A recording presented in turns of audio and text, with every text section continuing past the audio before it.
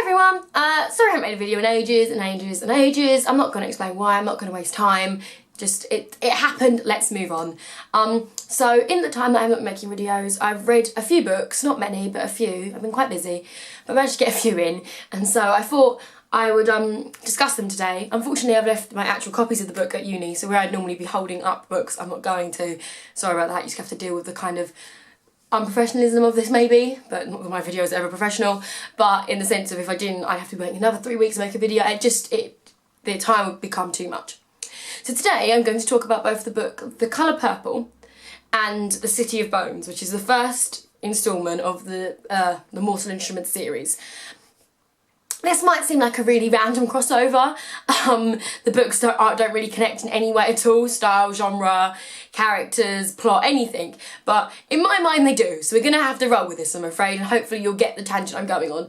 But predominantly, within reading these two books, within quite a short space of time of each other, I read a few short stories in between, but I read the two books within a couple of days of each other. It made me think about how I as a person affect the book. Hopefully you'll see where I'm going with this, with these two books as examples, and hopefully you'll see how they connect in my mind. Basically, the first book, The City of Bones, is, as I stated, the first book in the Mortal Instruments series, which is a series that I identify as probably my biggest sort of series within my late teen years when it came to reading. I was obsessed with the books, I loved them, I read them in a really short space of each other. I blitzed through them, I thought they were fantastic, I was really obsessed, I got really sort of hardcore ships came from it for me, which I was really passionate about, the relationships that were occurring. I thought it was hilarious, I just thought it was a fantastic book. And so because of the series that's out on Netflix at the moment, I decided to reread the first book the other day and sort of bring back some memories. And when I was reading the book, I will admit, I did ship the ships that I'd previously shipped.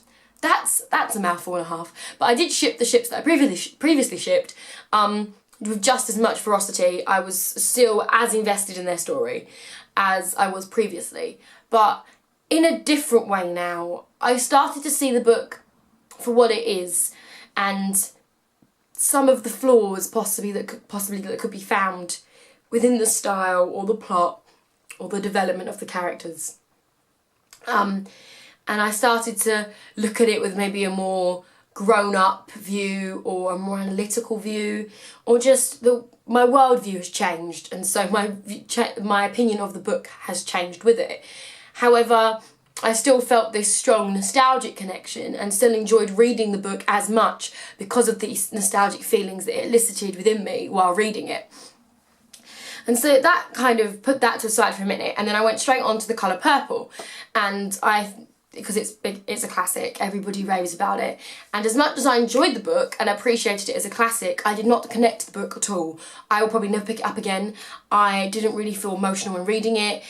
I felt very distanced the whole way through from the characters and the story and the plot, and I think that's very much to do with the kind of person that I am. I am fully grateful and aware of the privileged life that I lead. I am not trying to take that away or make this sort of in any way like that. I'm very grateful for that, but I think because of the privilege that I have experienced and am experiencing, I couldn't connect or appreciate the story and the characters as much as I would be able to in another style of book. And I think because of that, I didn't connect with the book in the slightest. I enjoyed reading it. I thought it was very well written. I got far more emotionally attached to the film, which I watched pretty much the night after I finished reading the book. I was hysterical reading the film. But I didn't feel the same way when reading the book. And my reaction to the two books were not expected. And so it started to make me think about how me as a reader affects books, and is that more important possibly than what the author has written and what the author has intended? Because when you think about it, The Colour Purple is a classic to many. It's a classic across the board, and it's understood as that. And then The City of Bones is almost my classic in my personal understanding of what my classics are. And so does that change them? Because there's other books that I've read at various points throughout my life, and I still think they're as brilliant as when they were first written. I still don't see the flaws, and despite my change in worldview, the book seems to be able to change and adapt with me. And so it was making me question whether a good book is something that can adapt and change with the person as they're reading. Is that what makes a great book? That it connects with many people, many different types of people, regardless of background, through many different time periods. It's almost timeless. Or is a great book a book that connects and resonates with you at the point of reading with that specific person? Does it not have to touch millions? Does it just have to deeply connect with one person to make it a great book? And so I've been thinking about that. So maybe now you can see why I connected the two books in my brain, because the two, even though coming from different angles, made me consider this point with a book. And I think as I've got a real vested interest in writing, and I'm trying to write a book again and things like that, it's making me wonder what makes a great book, and how much control does the author have over it being a great book? Is the greatness of the book, does the greatness of the book really lie with the reader? It's just something I've been thinking about recently, really. Yeah.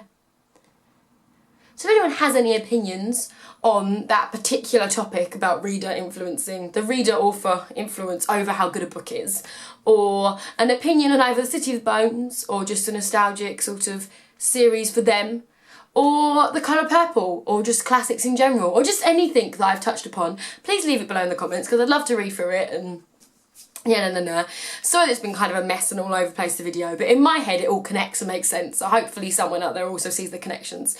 But I hope everyone's having a really nice time, and I shall hopefully make a video sooner than I have been, so hopefully I will see you soon. Goodbye.